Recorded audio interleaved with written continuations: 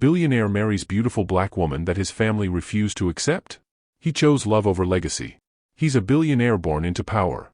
She's a self-made black woman who built her life from nothing. The moment they met, everything changed, and his family hated it. But what happens when a man raised for legacy chooses love instead? This is the story of the billionaire who risked everything for the one woman they warned him not to love. Welcome back to CJ Stories, where we bring you emotional and heart-touching stories that speak to the soul. If you're just joining us for the first time, you're welcome to this wonderful big family. We're so glad to have you here. Please make sure to watch till the end, and if today's story moves you, don't forget to hit that subscribe button, give us a like, and share this video with your family and loved ones. Now, let's dive into today's story. February 14, 2024. Charleston, South Carolina. Kristen Diane Riley, 35 years old and completely over Valentine's Day, stood in the grand ballroom of the Hackworth Grand Charleston, mentally calculating whether the ice sculptures would last through cocktail hour. The charity gala she'd spent 3 months planning had to be perfect. Her event planning business depended on it. She adjusted the orchid centerpiece on table 7, her natural curls swept into an elegant updo, her deep brown skin glowing against the emerald silk of her dress. A dress she'd bought on sale. A dress she'd wear again because that's what you did when you built a business from nothing. The woman who made magic happen. The voice came from behind her. Deep, warm. The kind that made you forget what you were doing. Kristen turned and forgot how to breathe. Clifford Knox Hackworth stood 3 feet away, 38 years old and devastating in a custom tuxedo that probably cost more than her car. Dark hair touched with silver at the temples. Gray-blue eyes that seemed to actually see her, not just look at her. Tall, broad-shouldered. The kind of handsome that belonged on magazine covers. Which made sense, since he was on magazine covers. Billionaire hotel mogul. Charleston royalty. The man who owned the building they were standing in. Her boss for the evening. Mr. Hackworth. She extended her hand, professional despite the way her pulse hammered. Kristen Riley. I'm glad the event meets your expectations. His hand engulfed hers. Warm. Solid. He held on a beat longer than necessary. Clifford. Please. And it exceeds them. You turn my boring charity obligation into something beautiful. That's literally my job. She pulled her hand back, tucked it behind her, tried to ignore the tingling in her fingers. He smiled. Actually smiled, like she'd said something delightful instead of obvious. How long have you been doing this? Creating beauty out of boring obligations? 2 years running my own company. 6 years in the industry total.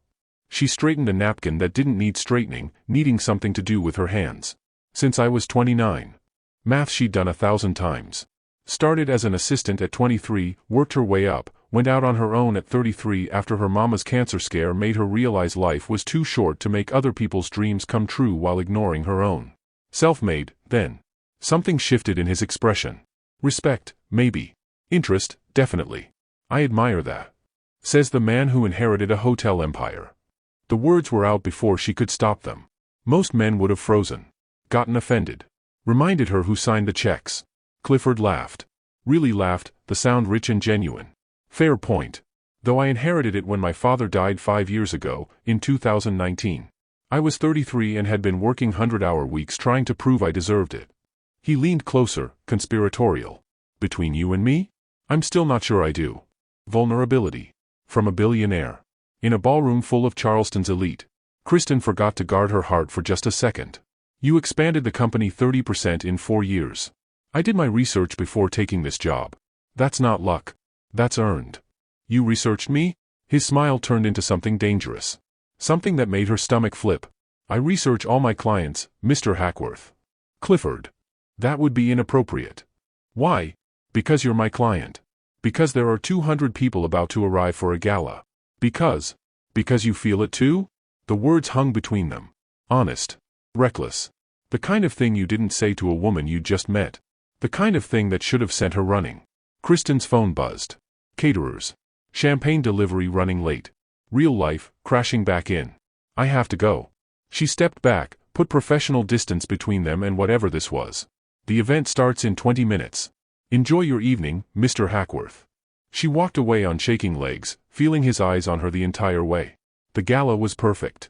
Ice sculptures lasted. Champagne flowed. Charleston's wealthiest opened their checkbooks for the children's hospital, and Kristen's phone already had 3 texts from potential new clients. She should have been celebrating. Instead, she stood in the empty ballroom at midnight, supervising cleanup, trying not to think about gray-blue eyes and the way her name had sounded in that voice. "You're still here." She spun. Clifford stood in the doorway, bow tie undone, looking rumpled and real and somehow more devastating than before. "Making sure everything's handled properly," she managed. He crossed the room slowly, deliberately. "I haven't been able to stop thinking about you all night. I know that's probably inappropriate. I know you're going to tell me all the reasons this is a bad idea. But I need you to know, I felt something when I saw you. Something I haven't felt in years. Maybe ever." Kristen's heart slammed against her ribs. "You don't even know me." "Then let me." He stopped 3 feet away. Close enough to touch. Far enough to give her space to run. "Tomorrow. Coffee. Just conversation. No business. Just Clifford and Kristen, seeing if this feeling means something." She should say no. Should be smart. Should remember that men like him didn't end up with women like her. That Charleston society would eat her alive. That his world and hers didn't overlap except when she was getting paid to make his events beautiful. "One coffee," she heard herself say. "Tomorrow. 2 o'clock. The place on King Street near my office." His smile could have lit the entire city. "I'll be there." He left her standing in the empty ballroom, heart racing, wondering what the hell she'd just agreed to. Wondering why it felt like her whole life had just changed. February 15, 2024. King Street, Charleston. Kristen changed outfits 4 times before settling on jeans and a coral sweater. Casual. Normal. Not trying too hard. She was trying way too hard. "You're meeting a billionaire for coffee, and you're pretending it's not a thing," Simone said from her position on Kristen's bed, 34 years old and entirely too observant. Her best friend since college refused to let her spiral alone. "Girl, it's a thing. It's just coffee."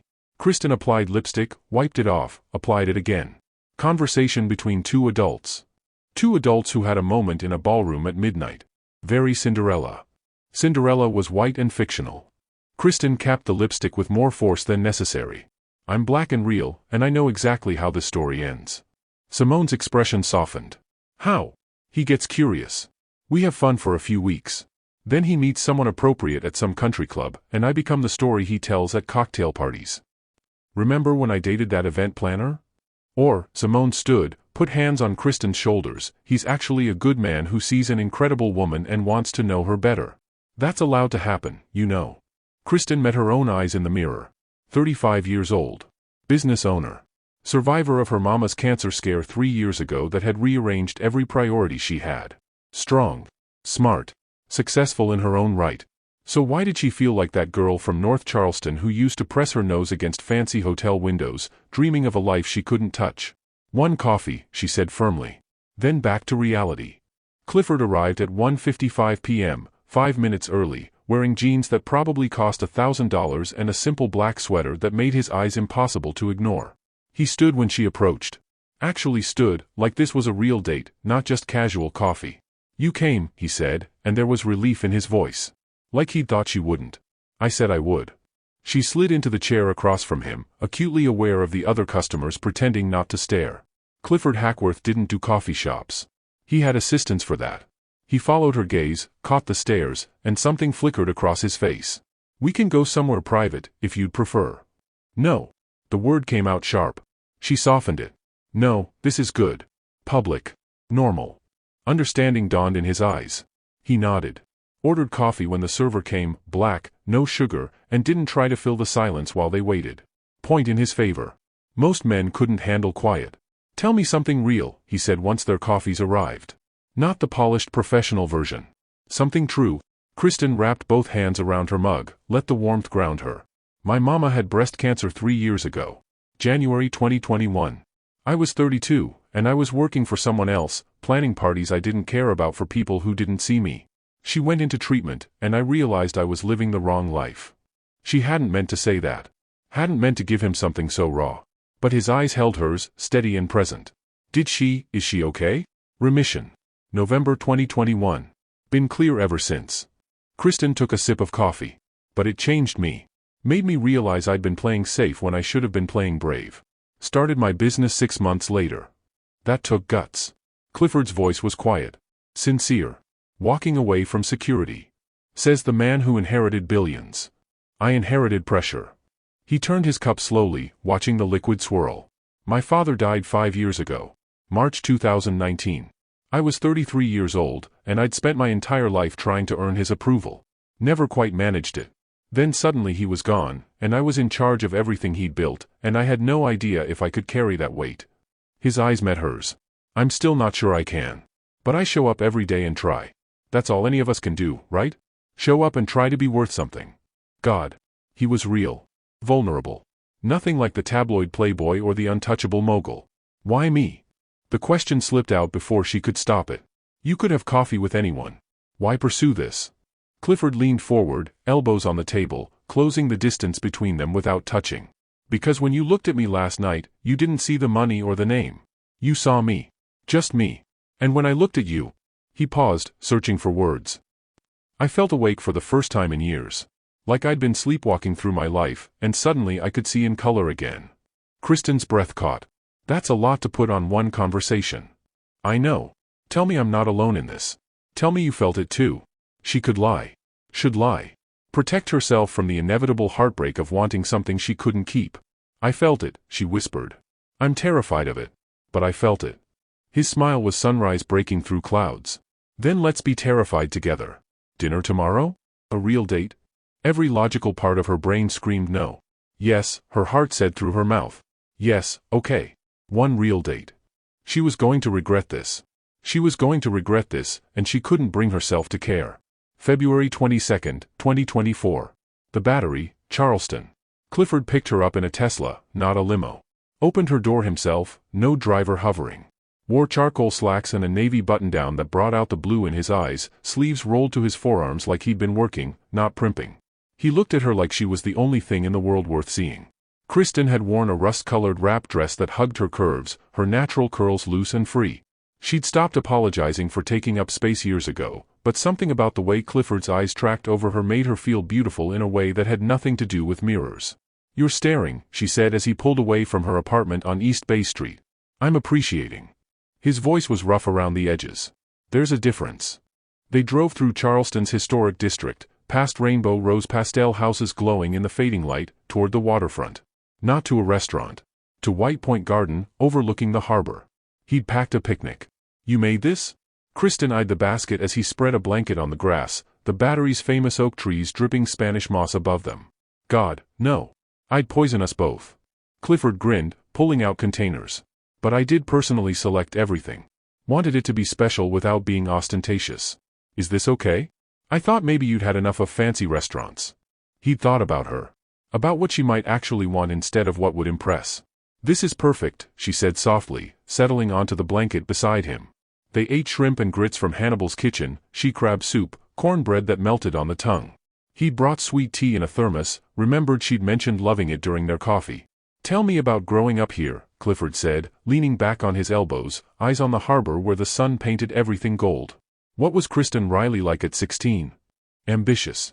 She smiled at the memory. I was born in 1989, grew up in North Charleston. My mama worked 3 jobs to keep us fed. Dad left when I was 4, don't remember him, don't need to. Mama was enough. She pulled her knees to her chest, wrapped her arms around them. I used to take the bus downtown, walk past all these beautiful hotels, these restaurants where people spent more on one meal than we had for groceries all month. And instead of being bitter, I got curious. How did they make everything so beautiful? What was the magic? So you learned the magic, Clifford said quietly. I studied it. Obsessed over it. Got a scholarship to College of Charleston, worked my way through. Every job I took, I learned something.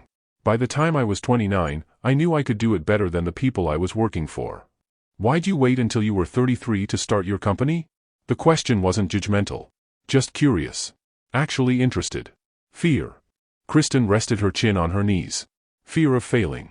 Fear of proving right everyone who said I should be grateful for what I had instead of reaching for more. Then Mama got sick, and fear of failure seemed less important than fear of regret. Clifford sat up, close enough that their shoulders almost touched. I was engaged once. When I was 32. To a woman my family loved. Right background, right connections, right everything. Kristen's heart stuttered. What happened? I realized I didn't love her. His voice was raw with honesty. I loved the idea of making my father proud, of doing what was expected. But I didn't love her. Called it off 6 months before the wedding. My father barely spoke to me after that. Then he died a year later, and I never got the chance to explain that I couldn't marry someone just to carry on the family legacy. He turned to face her fully. I've dated since. Society women who knew the rules, who wanted the name more than the person. I was starting to think maybe that was all there was. Maybe real connection was something people made up to sell movies. And now? Kristen barely breathed the words. Now I'm sitting with a woman who looks at me like I'm just a man, not a bank account. Who built something from nothing because she was brave enough to bet on herself. Who makes me want to be braver too. He reached out slowly, giving her time to pull away, and tucked a curl behind her ear. His fingers lingered on her cheek. I know this is fast, he murmured. I know we just met. But I need you to know, I'm not playing games. I'm not curious about how the other half lives. I'm 38 years old, and I've never felt like this. Not once. Not ever. Kristen leaned into his touch, let herself believe for just a moment. Your family will hate me. I don't care. Your friends will question you. Let them. This will be complicated. Good things usually are. She kissed him then, leaned across the blanket and pressed her lips to his, tasting sweet tea and possibility. He made a sound low in his throat, cupped her face with both hands, kissed her back like she was oxygen and he'd been drowning. When they finally broke apart, foreheads touching, breathing hard, the sun had set completely. Charleston twinkled around them, beautiful and indifferent to the way the world had just shifted. I'm all in, Clifford whispered against her lips. Question is, are you? Kristen thought of her mama, who'd taught her to reach for the life she deserved. Thought of the girl who'd pressed her nose against hotel windows and dared to dream. I'm in, she said. God help us both, I'm in. March 2024. Charleston. The next 3 weeks felt like living in a dream Kristen kept waiting to wake up from. Clifford texted her every morning. Not good morning beautiful or generic romance. Real messages. Saw this orchid at the florist and thought of your centerpieces, with a photo attached. Board meeting in 10. Wish you were here to make it less boring. What's your opinion on chocolate croissants versus almond? He showed up at her office on King Street with lunch when she was drowning in proposals. Sat on her worn couch, so different from his leather and mahogany world, and asked questions about her work like it mattered as much as his billion-dollar deals. Why events? He asked on March 8, eating Thai takeout straight from the container while she color-coded seating charts. What is it about this specific thing that makes you happy? Kristen set down her marker, considered. 35 years old, and no one had ever asked her that. I get to create moments people remember forever. A daughter's face when she sees her mama's surprise birthday party. A couple's first dance at their wedding. I make joy happen. That feels like it matters. Clifford set down his pad thai, crossed the small office, and kissed her. Not gentle. Not asking. Claiming. His hands cupped her face, thumbs stroking her cheekbones. She tasted ginger and want and something bigger than both of them. Her hands fisted in his shirt, pulling him closer, needing more. They broke apart breathing hard. I've been wanting to do that for weeks, he murmured against her lips. Took you long enough. She smiled, kissed him again, softer this time. Sweet. Their first real kiss. March 8, 2024. In her tiny office that smelled like printer ink and ambition. Perfect. March 20, 2024. So it's official? Simone demanded over drinks at the rooftop. You're actually dating Clifford Hackworth? Like, relationship official? We're seeing where it goes. Kristen sipped her wine, tried to sound casual. Failed completely. Girl. Simone, 34 and incapable of subtlety, leaned forward. You're glowing. Actually glowing. I haven't seen you like this since, ever, actually. It's new. It's probably temporary. I'm not getting invested. You're already invested. You've been checking your phone every 30 seconds. Simone's expression softened. I'm happy for you. Genuinely. Just, be careful, okay? Men like that. I know. Kristen cut her off gently. Trust me, I know. I'm not forgetting who I am or where I come from. But he makes me feel seen, Simone. Really seen. Not like a novelty or a rebellion. Like a person he genuinely wants to know. Her phone buzzed. Clifford, dinner tomorrow? Want you to meet Tobias. My best friend since college. He'll either love you or be suspicious. Probably both. Meeting the best friend. Next level territory. Kristen typed back, will he grill me about my intentions with Charleston's most eligible bachelor? Clifford, absolutely. I'll protect you. Clifford, also, I miss you. Is it pathetic that I miss you and I just saw you 6 hours ago? Her heart did something complicated in her chest. She typed, little bit pathetic. Also sweet. Also I miss you too. Simone watched her face. You're in trouble. I know, Kristen whispered. I really, really know. March 21, 2024. Hall's Chop House. Tobias Granger was 39, sharp-eyed, and made approximately zero effort to hide his protective skepticism. Corporate attorney. Clifford's college roommate. The brother he'd chosen. So, Tobias said before they'd even ordered drinks, "You're the reason my best friend has been walking around like a lovesick teenager for 3 weeks." Tobias. Clifford's voice held warning. "What? I'm being friendly." Tobias smiled, but his eyes stayed shrewd, assessing Kristen like she was a contract he was reviewing. "How'd you two meet?"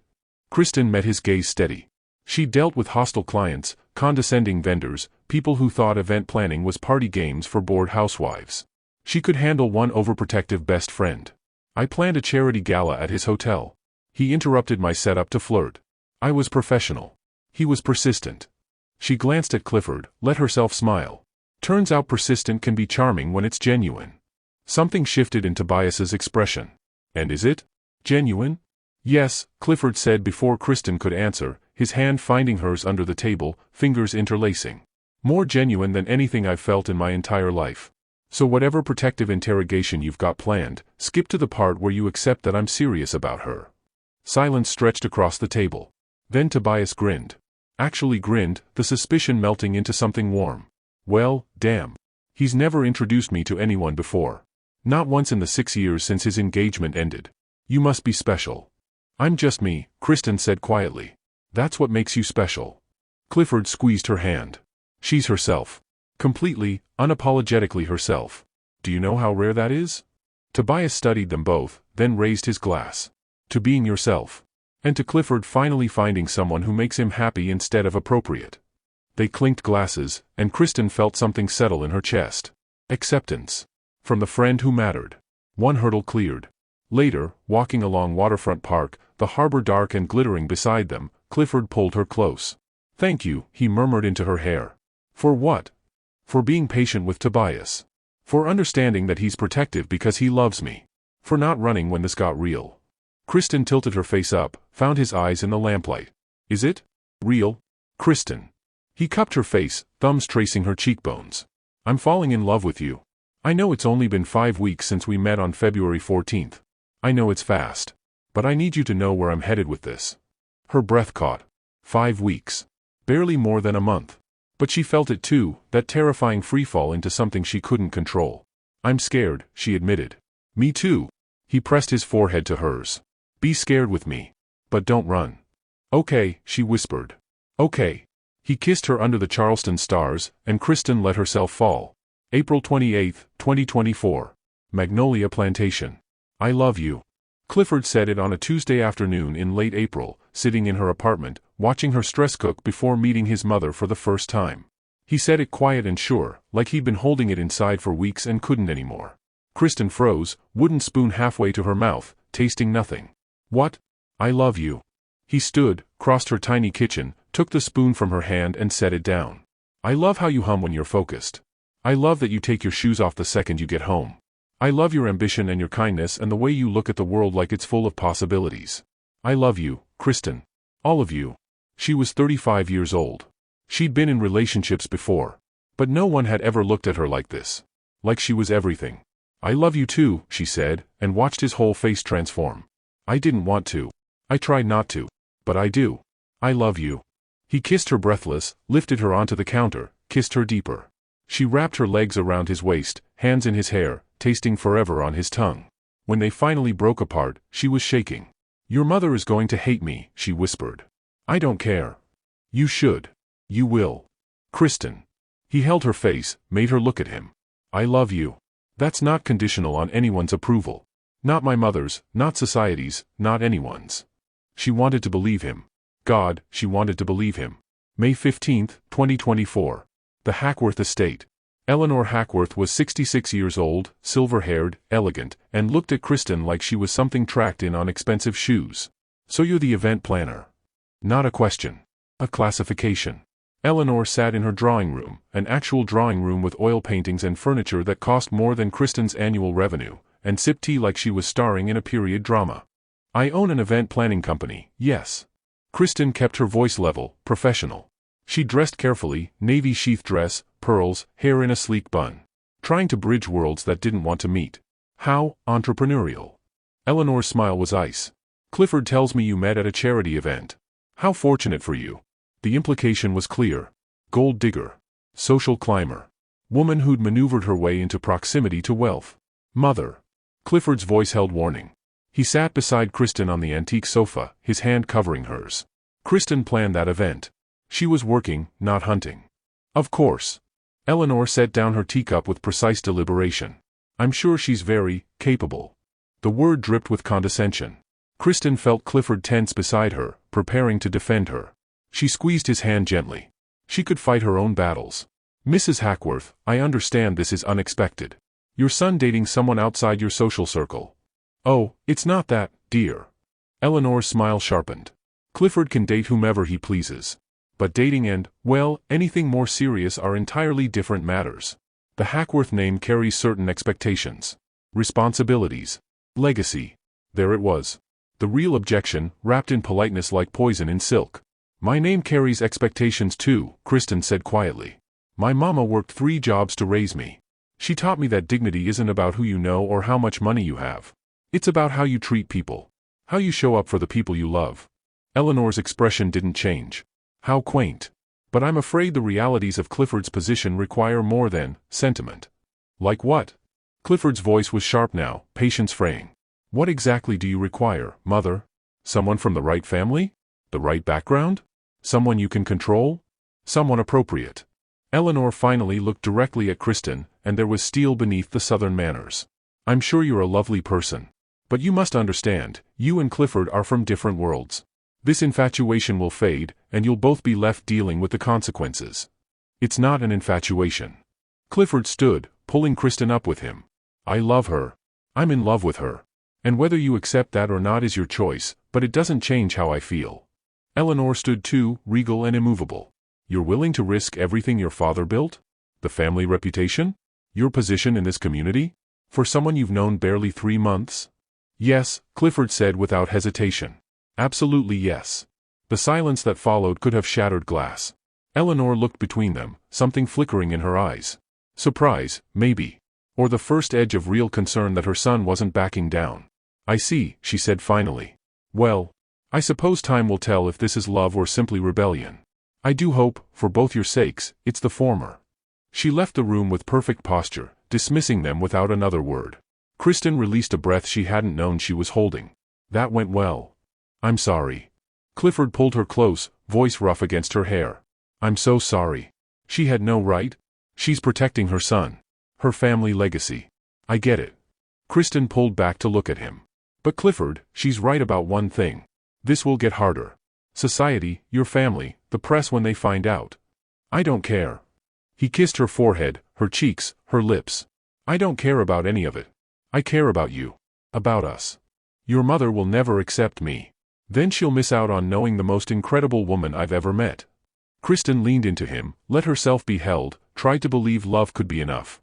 Behind them, through the French doors, she caught a glimpse of Eleanor watching from another room, face unreadable. The battle lines had been drawn. June 2024. Charleston. The article appeared on June 3rd. Charleston billionaire's new romance, Clifford Hackworth spotted with local event planner Kristen Riley. The photo showed them at dinner, Clifford's hand covering hers across the table, both smiling like nothing else existed. Someone had sold them out. Some restaurant patron with a camera phone and dollar signs in their eyes. Within hours, Kristen's phone exploded. Friend requests from strangers. Comments on her business page ranging from supportive to vicious. Get that billionaire girl, and gold digger alert, and worse. So much worse. Her mama called at 7 a.m., voice tight. Baby, what's going on? Mrs. Patterson from church just sent me some article. Ma, I was going to tell you. Kristen sat on her bed, still in pajamas, watching her phone light up with notifications. I'm dating someone. It's serious. He's wealthy, and it's becoming public. Silence. Then, how wealthy are we talking? Billionaire wealthy. Her mama sighed. Long and deep and world-weary. Diana Riley, 62 years old, had survived cancer, poverty, single motherhood, and every other hard thing life threw at her. But this clearly landed different. And he treats you right? Respects you? Yes, Ma. He loves me. I love him. Then I'm happy for you, baby. Diana's voice softened. But I'm also worried. Men like that, Their worlds don't make space for women like us easily. I know. Kristen's throat tightened. I know, Ma. You bring him to meet me. Soon. I need to look this man in the eye and see if he's worth my daughter. Despite everything, Kristen smiled. Yes, ma'am. June 10, 2024. The Hackworth Estate. The family dinner was Victoria's idea. Clifford's older sister, 41 and sharp as broken glass, had called it a proper introduction. A chance to smooth things over after the awkward first meeting with Eleanor. Kristen knew a trap when she saw one. But Clifford had asked, eyes hopeful, and she couldn't say no. The dining room was museum quality. Crystal chandeliers, oil paintings of stern-faced Hackworth ancestors, a table that could seat 20. Only 5 of them sat there, spread out like strangers at a bus stop. Eleanor at the head. Victoria to her right with her husband Charles, a hedge fund manager with a weak chin and wandering eyes. Clifford and Kristen on the left, united front. So, Kristen.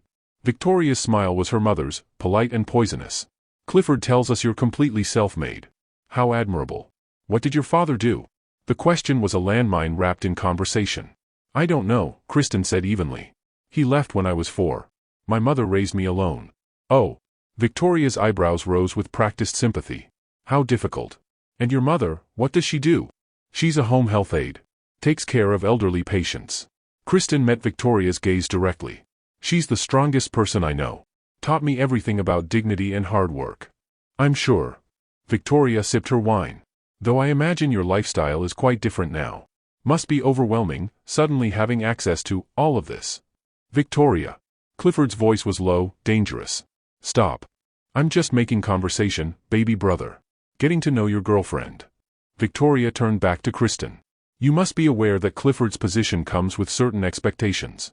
Public scrutiny. Social obligations. A certain standard. Are you asking if I can handle being with your brother, or if I'm good enough to be seen with him? Kristen set down her fork with deliberate calm.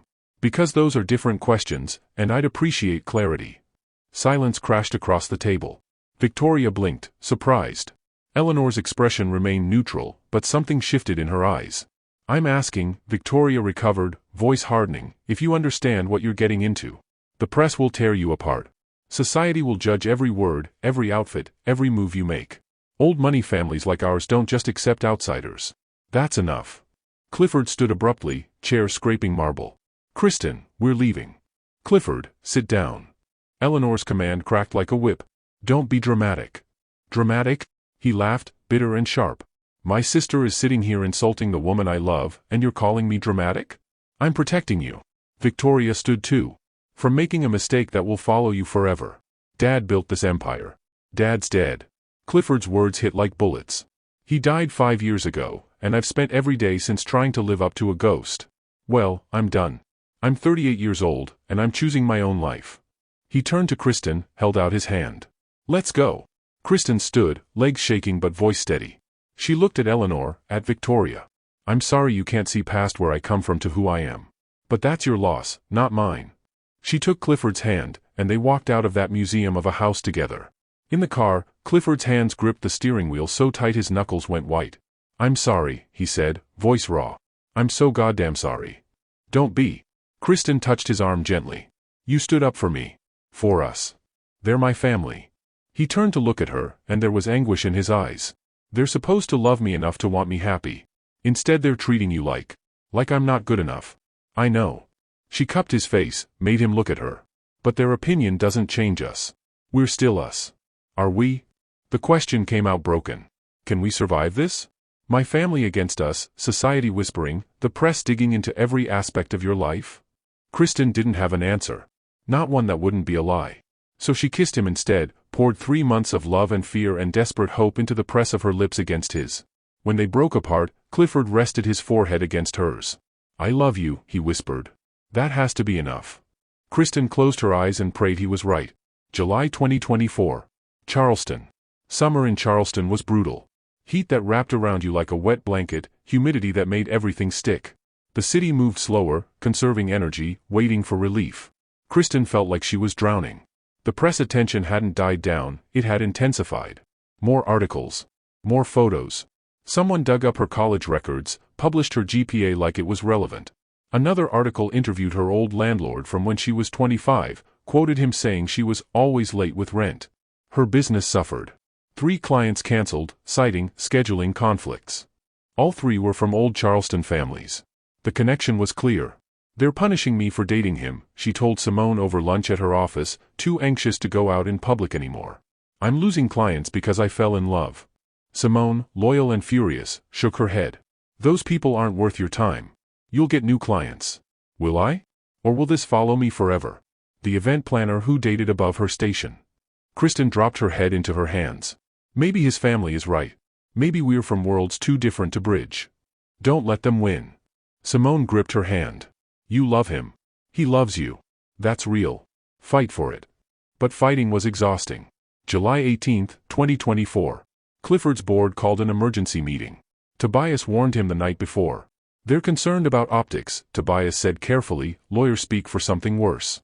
The family drama is becoming public. Some board members think it's affecting the company's image. My personal life is not their business. Clifford's jaw was tight. You're the face of Hackworth Industries. Everything about you is their business. Tobias looked pained. I'm on your side. You know that. But they're going to push. Be ready. The meeting was exactly as brutal as expected. 7 board members, most of them friends of his late father. They sat in the conference room overlooking Charleston Harbor and told him, politely and firmly, that his relationship situation was becoming a distraction. The press coverage is constant, said Martin Rhodes, 63, and condescending. Every business publication is talking about your personal life instead of our fourth quarter earnings. Then maybe they should focus on the fact that we're up 18%, Clifford shot back. The problem, Eleanor said, because of course his mother was there, board member and matriarch, is that this relationship is affecting more than just press coverage. We've had calls from potential investors asking about stability. About your judgment. My judgment. Clifford stood, paced to the window. I'm in a relationship with an incredible woman. That's not a judgment problem. She's inappropriate for your position. This from Richard Bennett, Old Money and Older Prejudices. You need a partner who understands this world. Someone who can navigate society, represent the family properly. You mean someone white? Clifford turned, let the words land heavy. Let's stop pretending this is about anything else. Uncomfortable silence. That's not what anyone is saying, Martin tried. It's exactly what you're saying. Just with polite words. Clifford's hands clenched. My father built this company, and I've grown it beyond anything he imagined. But I'm supposed to sacrifice my happiness because some investors are uncomfortable with who I love. Eleanor stood, voice quiet but sharp. Your father understood duty. Responsibility. He put this family first always. And died at 62, alone and miserable. Clifford met his mother's eyes. I love Dad. But I won't become him. I won't sacrifice everything that matters for a legacy that won't keep me warm at night.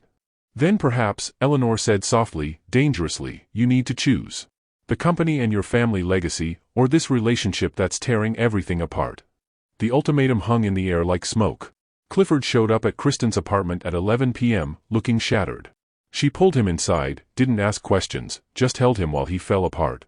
They want me to choose, he said into her shoulder. The board. My mother. Between you and everything else. Kristen's heart turned to stone. And I choose you. He pulled back, gripped her shoulders.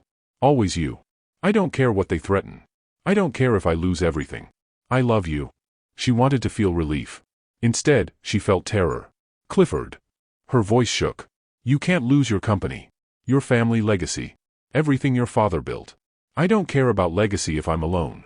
His eyes were wild, desperate. Don't you understand? Before you, I was sleepwalking through life. Going through motions. You woke me up. You made me feel alive. I can't go back to that emptiness. But what happens in 5 years? 10? When you resent me for everything you gave up? Tears burned her eyes. When you look at me and see all the things you lost instead of what you gained? That won't happen. You don't know that. She pulled away, wrapped her arms around herself. Maybe your family is right. Maybe we're too different. Maybe love isn't enough when the whole world is against us. Kristen, no. He reached for her, but she stepped back. I need to think. Her voice broke. I need space to think. Don't do this. Panic crept into his expression. Please don't pull away. I'm not.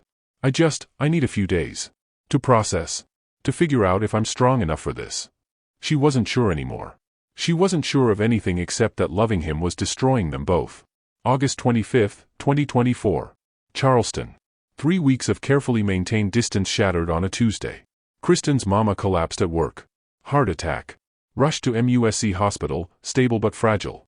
Kristen sat in the waiting room, 35 years old and terrified, watching monitors beep and nurses rush past. She called Simone first. Then, without thinking, she called Clifford. He arrived in 20 minutes, still in a suit from meetings, eyes wild until he found her in the surgical waiting area. Is she stable? They're running tests. Her heart, Kristen's voice cracked. She'd been holding it together, but seeing him broke something loose. She's only 62. She survived cancer. This isn't fair. Clifford pulled her into his arms, held her while she shook. I'm here. Whatever you need. I'm here. And he was. For 16 hours, he sat beside her in uncomfortable hospital chairs, brought her coffee she didn't drink, held her hand through every update. When Diana finally woke, groggy and exhausted, he hung back, gave them space, respected the moment. But then Diana saw him through the doorway and smiled. Weak but genuine. So that's him, she murmured to Kristen. The billionaire. Ma, don't. Kristen tried to shush her. Bring him in. If he's been sitting out there all night for you, least I can do is say hello. Clifford approached the bed carefully, humble in a way Kristen had never seen. Mrs. Riley. I'm Clifford. I'm so glad you're okay. Diana studied him with eyes too sharp for someone who just had a heart attack. You love my daughter? More than anything, he said without hesitation. Your family treating her right? Silence. The truth hung heavy between them. Diana's expression hardened. That's what I thought. Baby, she looked at Kristen, can you give us a minute? Kristen wanted to protest, but something in her mama's face stopped her. She stepped outside, heart pounding. 5 minutes later, Clifford emerged looking shaken. What did she say? Kristen demanded. That I need to protect you better. That love means standing up, not standing by. He scrubbed a hand over his face. She's right. I've been defensive when I should have been proactive. I keep reacting to my family instead of making it clear where I stand. Clifford. No. Listen.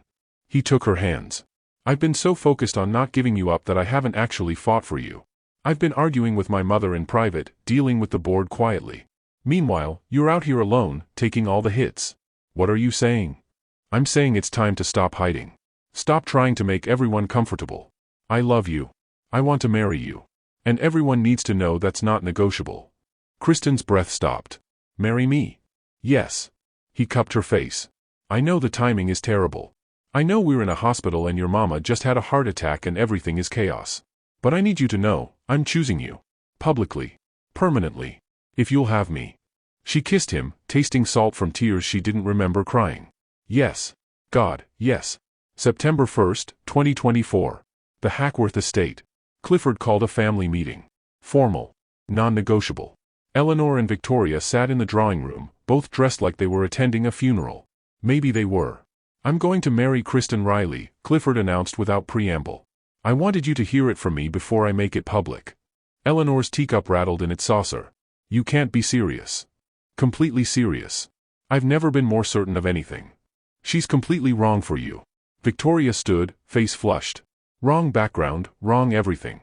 You're throwing away your entire life. I'm building my life. Finally. Clifford's voice was steel. I've spent 38 years doing what was expected. Trying to earn approval that never came. I'm done.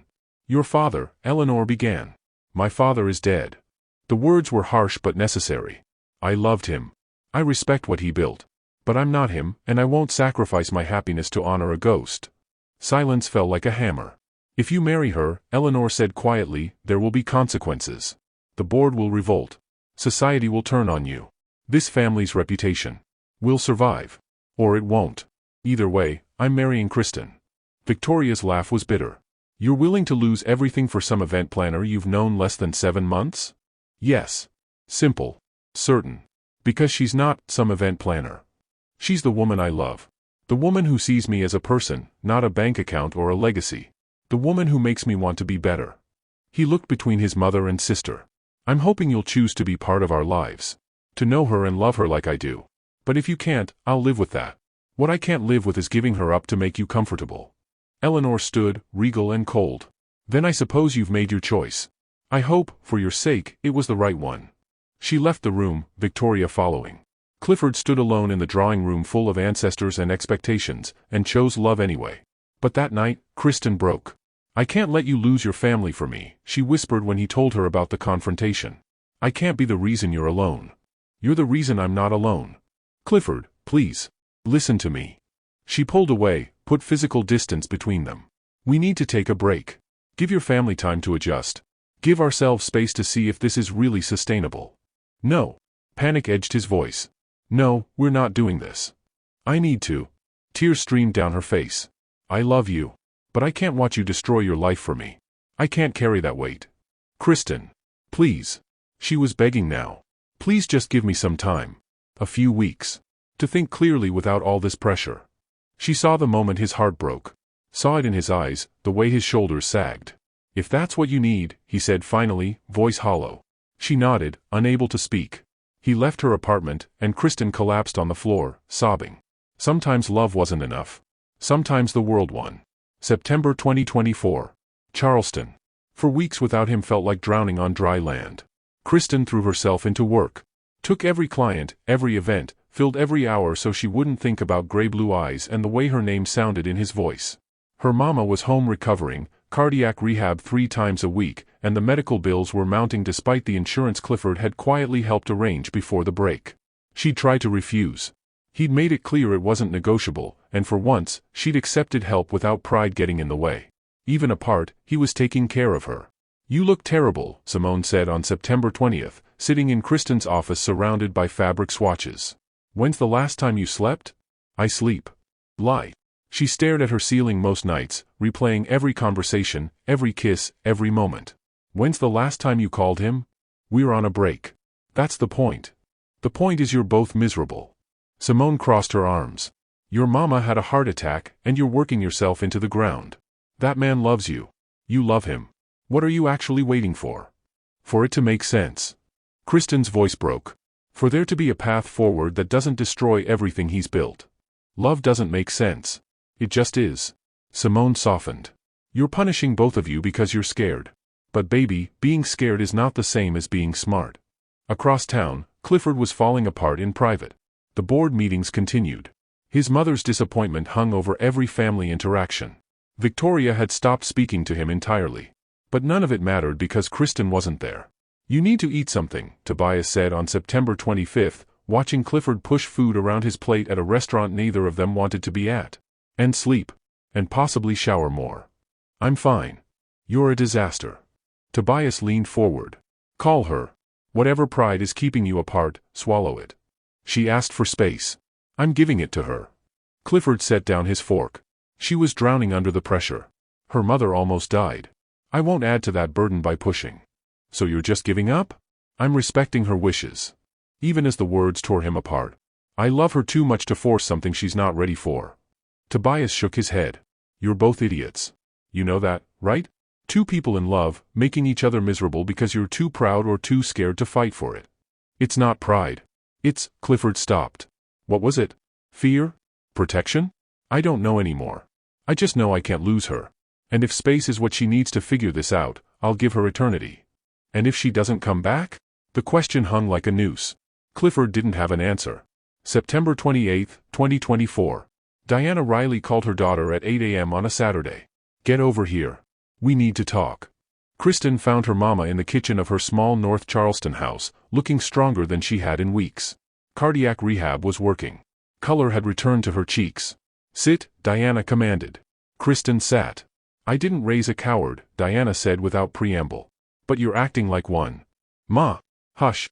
I'm talking. Diana poured them both coffee. That boy loves you. Real love. The kind I had with your daddy before he proved himself a fool and left. You think I don't see how you're suffering without him? It's complicated. His family will adjust or they won't. That's on them, not you. Diana gripped Kristen's hand. Baby, I had a heart attack. You know what I thought about when I was lying in that hospital bed, wondering if I was dying. Kristen shook her head, throat tight. I thought about all the things I sacrificed for you. Working 3 jobs, going without, making sure you had opportunities one never did. And you know what? I'd do it all again. But not so you could be safe. So you could be brave. Tears spilled down Kristen's face. I raised you to reach for the life you deserve, Diana continued. To not let anybody, not society, not family, not fear, tell you what you're worth. And here you are, walking away from love because you're scared of what people think. I'm scared of ruining his life. Then let him make that choice. Don't make it for him. Diana squeezed her hand. That man sat in a hospital waiting room for 16 hours. Looked at me like you were the sun and he'd been living in darkness. You don't find that kind of love twice. Don't throw it away because the road is hard. Kristen sobbed. Full body, ugly, crying that she'd been holding back for 4 weeks. Her mama held her, rocked her like she was small again. What do I do? Kristen whispered. You fight. You go to that man and you tell him you're done being scared. That you're ready to build a life together, consequences be damned. What if it's too late? Diana smiled. Baby, it's never too late for real love. Trust me. That night, Kristen sat in her apartment, phone in hand, pulling up Clifford's number for the 100th time. For weeks since she'd heard his voice. For weeks of missing him like a lost limb. Her thumb hovered over the call button. One press. That's all it would take. But what would she say? I'm sorry? I was wrong? I love you and I'm ready to fight? All of it. None of it. Outside her window, Charleston glittered. The city they both loved. The place where they'd found each other. She thought about her mama's words. About being brave instead of safe. She thought about Clifford's eyes when he'd said he was choosing her. The certainty. The love. She thought about the life they could have if she was brave enough to reach for it. Her finger touched the screen. The phone rang once. Twice. Kristen? His voice was rough, like he'd been sleeping. Or crying. Or both. I miss you, she whispered. I miss you so much I can't breathe. Silence. Then, I miss you too. Every second of every day. Can we talk? Really talk? Yes. God, yes. When? Now. Tonight. I'll come to you. I'll send a car. No. She stood, grabbed her keys. I'll drive. I need to do this myself. 20 minutes later, she stood outside his penthouse downtown, heart hammering. He opened the door before she knocked, like he'd been waiting by it. They stared at each other. For weeks apart. A lifetime of love. I'm sorry, they said simultaneously. Then she was in his arms, and he was holding her like she was oxygen, and everything else fell away. I love you, she said into his chest. I was scared and stupid and wrong. I love you. I love you too. His voice broke. I can't do this without you. I don't want to. They stood in the doorway, holding each other, both crying, both home. October 5th, 2024. Charleston. They spent the entire weekend together. Talking. Really talking. Not just about love, but about the hard things. The logistics. The reality of building a life when the world kept pushing back.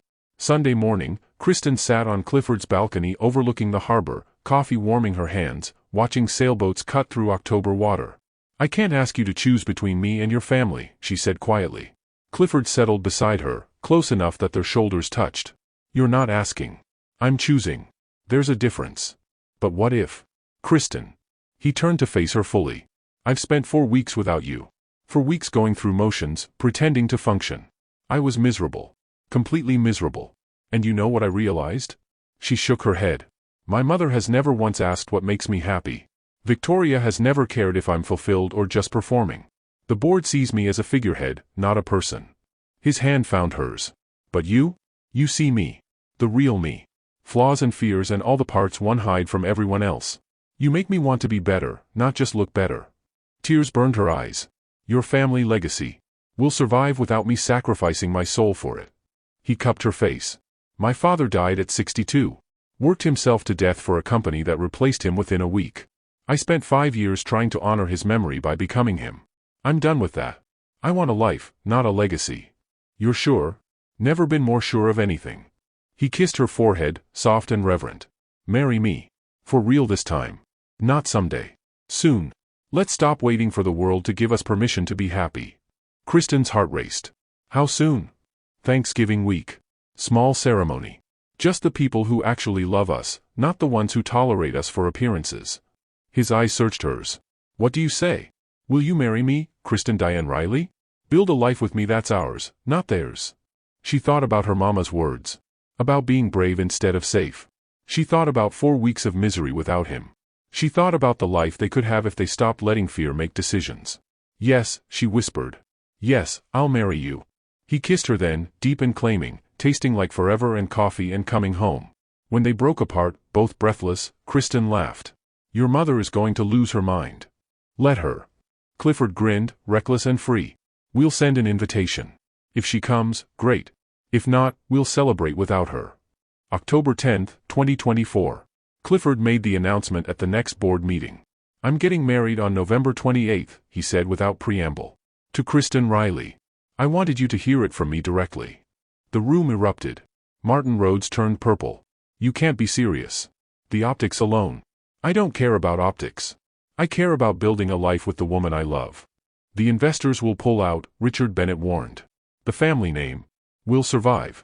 Or it won't." Clifford stood, commanding the room. "Here's what's happening. I'm marrying Kristen. If the board has a problem with my personal life affecting my professional judgment, I'll step down as CEO." Shocked silence. "You'd walk away from Hackworth Industries?" Eleanor's voice was barely a whisper. "To keep her? Absolutely." Clifford met his mother's eyes. "I love this company. I've poured everything into it. But I love her more. And I won't sacrifice her to prop up a legacy that doesn't care if I'm happy or just performing." Tobias, bless him, stood. For what it's worth, Clifford has grown this company 30% in 4 years. His personal life hasn't affected his professional performance. If anything, he's been more focused, more innovative. Maybe that's because he's actually happy for once. A few board members shifted uncomfortably. "I've prepared my resignation," Clifford continued, pulling an envelope from his jacket. "Effective immediately if you want it. Or we can continue as we have been, with the understanding that my private life is exactly that, private. Your choice." He placed the envelope on the table and walked out.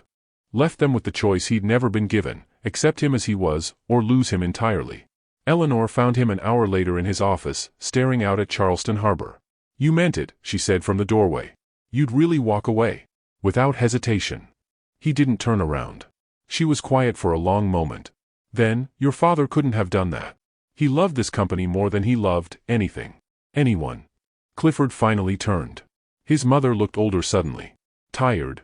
"I know," he said gently. "I've been trying to mold you into him." Eleanor's voice cracked. "Trying to preserve what we had. But you're right. He died alone. Bitter. Full of regrets he never voiced." She crossed to the window, stood beside her son. "I don't want that for you." Hope, fragile and dangerous, bloomed in Clifford's chest. "What are you saying?" "I'm saying I've been a terrible mother. Putting legacy before your happiness. Judging a woman I barely know because she doesn't fit my narrow view of appropriate."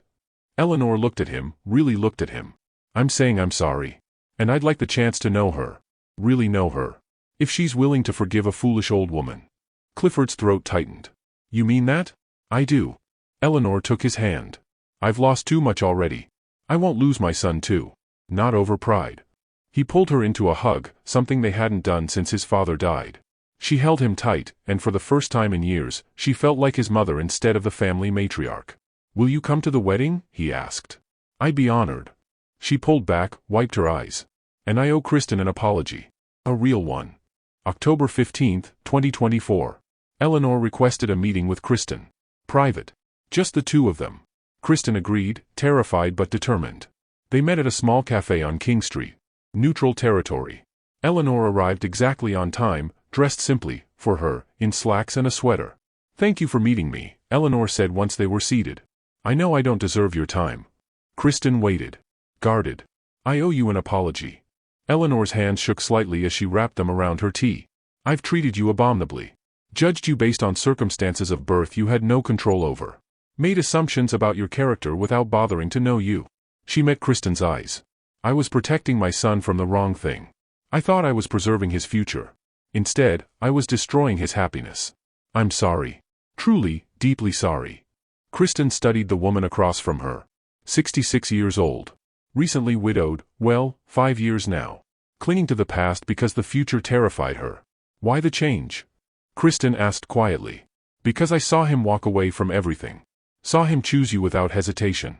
And I realized, that's love. Real love.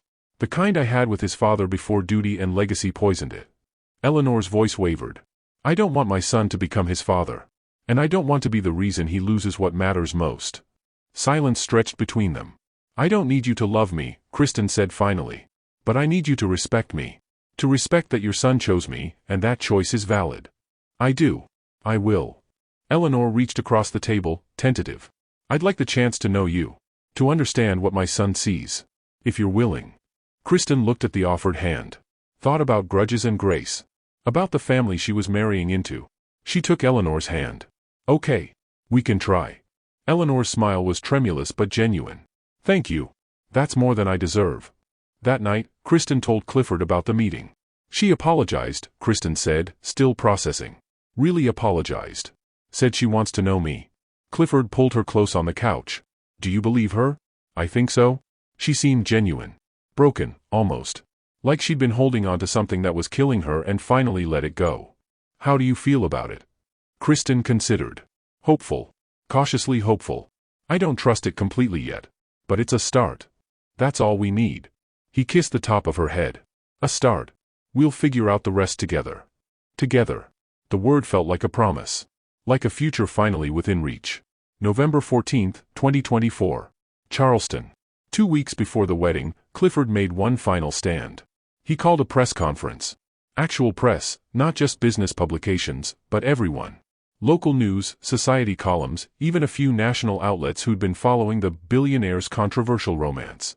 Kristen tried to talk him out of it. You don't have to do this, she said the night before, in his penthouse, panic rising. We can just get married quietly. We don't owe anyone an explanation.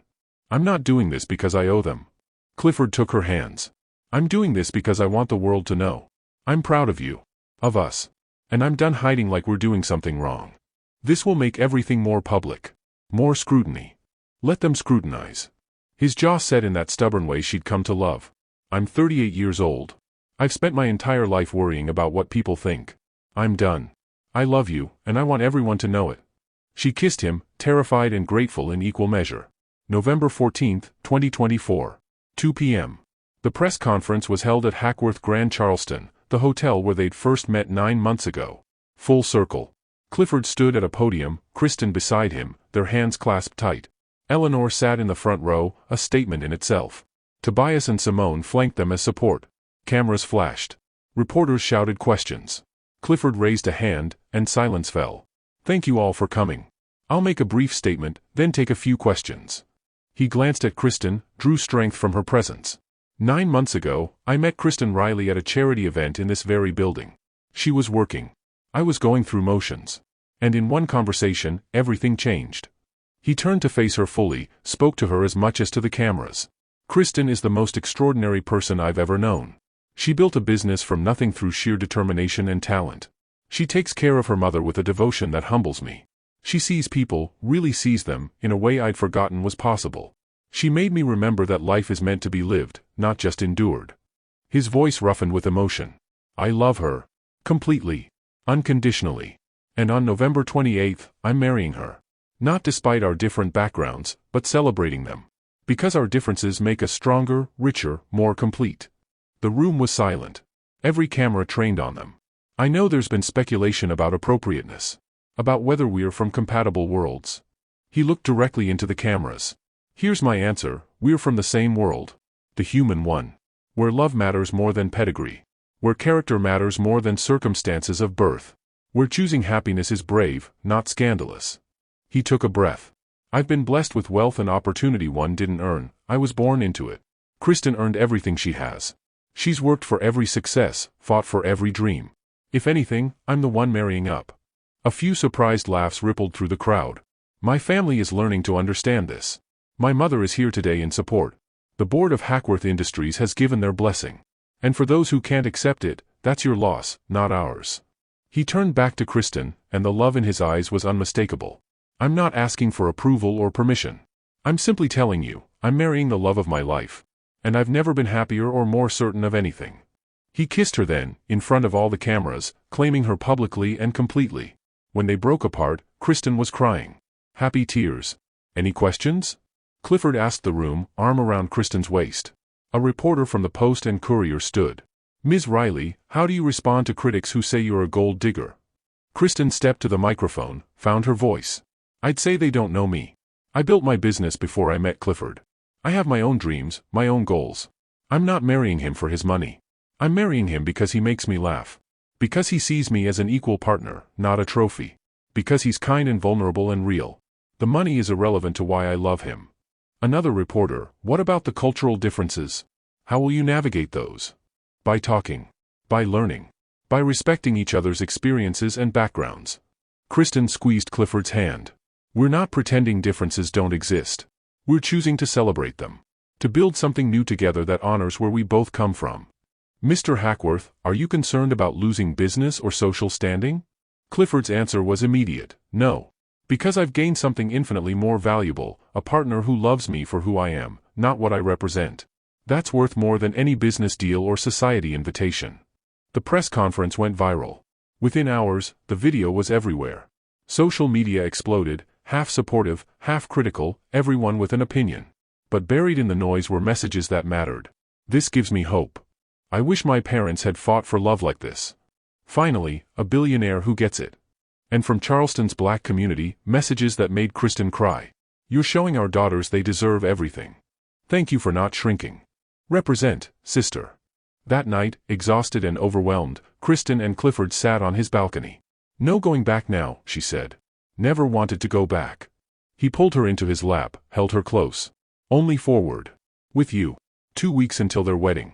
2 weeks until they chose each other in front of God and witnesses and built the life they'd fought for. Kristen leaned into his chest, listened to his heartbeat, and believed in happy endings again. November 28, 2024. Thanksgiving week. Charleston. They got married at sunrise. Not in a grand cathedral or historic plantation. At White Point Garden, overlooking Charleston Harbor where they'd had their first real date 9 months ago. The Battery's oak trees dripping Spanish moss, the water painted gold and pink by the rising sun. Intimate. Just 30 people who actually loved them. Kristen's mama sat in the front row, 62 and radiant in recovery, tissue already in hand. Simone stood as maid of honor, fierce and proud. A few close friends from Kristen's college days, colleagues from her business. On Clifford's side, Tobias's best man, grinning like he'd won a bet. A handful of executives who'd become genuine friends. His college roommate who'd flown in from Seattle. And Eleanor. Front row, beside Diana, wearing a soft smile that looked unpracticed but real. Victoria hadn't come. Some wounds needed more time. But her absence didn't hurt as much as it might have. They'd given her the choice, she'd made it. That was enough. The officiant was a woman minister from Diana's church, black and warm and completely at ease mixing traditions. She'd met with them 3 times, learned their story, crafted a ceremony that honored both of them. Clifford stood at the makeshift altar, 38 years old in a charcoal suit, no tux, looking more nervous than she'd ever seen him. Then Kristen appeared. She'd chosen a simple ivory gown, fitted bodice flowing into soft layers of silk. Her natural curls were crowned with fresh flowers, magnolia blossoms and jasmine, Charleston blooms. Her mama's pearl earrings, her something old. She walked alone. No one to give her away, because she'd always belonged to herself. Clifford's eyes filled when he saw her. He didn't bother hiding the tears that spilled over. When she reached him, he took her hands like they were something precious. "Hi," he whispered. "Hi," she whispered back, smiling through her own tears. The ceremony was short. Sweet.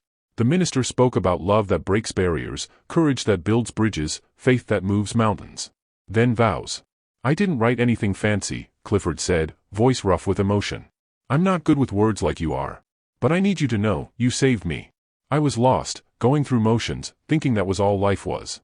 Then you walked into that ballroom on February 14th and everything changed. You showed me what it means to be brave. To choose joy over fear. To build something real instead of just maintaining appearances." He squeezed her hands. "I promise to spend the rest of my life choosing you. Every single day. When it's easy and when it's hard. When the world celebrates us and when it doesn't. I promise to see you, hear you, honor you. To be your partner in every sense. To build a life together that's ours, not anyone else's idea of what it should be." His voice broke. "I love you, Kristen Diane Riley. I will love you until my last breath and beyond." Kristen couldn't speak for a moment, throat tight with emotion. When she found her voice, it shook but held. "I came into this terrified," she admitted. "Scared of what loving you would cost.